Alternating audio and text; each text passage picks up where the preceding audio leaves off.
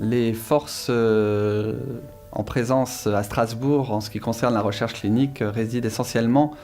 dans l'existence de services cliniques reconnus au niveau national et international dans les protocoles thérapeutiques et également physiopathologiques. Nous avons la chance de bénéficier de cliniciens qui sont aguerris à ces essais cliniques, que ce soit dans le domaine de la rhumatologie, de l'immunologie clinique, de la neurologie, de la néphrologie. Ainsi, toutes les spécialités qui touchent de près ou de loin à l'auto-immunité sont clairement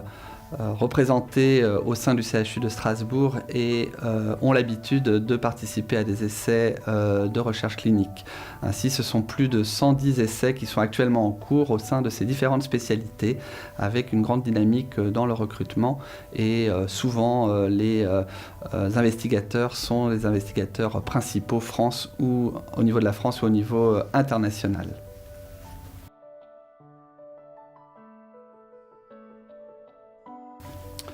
Alors ce qu'il manque actuellement à Strasbourg et plus largement en France pour améliorer la recherche clinique, ce sont essentiellement des accélérateurs de processus, notamment pour les dépôts des dossiers au niveau des instances, qu'elles soient nationales ou internationales. La recherche clinique demande différentes étapes, comme notamment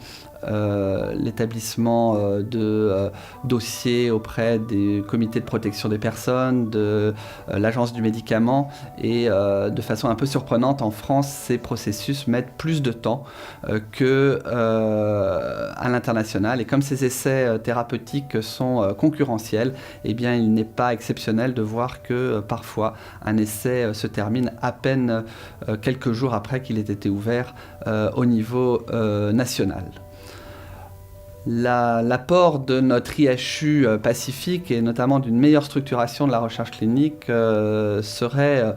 de pouvoir faciliter avec des parcours accélérés, ce qu'on appelle des fast track, la fluidité de la réalisation de ces essais cliniques. L'objectif est bien sûr de pouvoir répondre plus rapidement aux appels d'offres pour les projets industriels, que ce soit des études de phase 1 jusqu'aux études de phase 3, que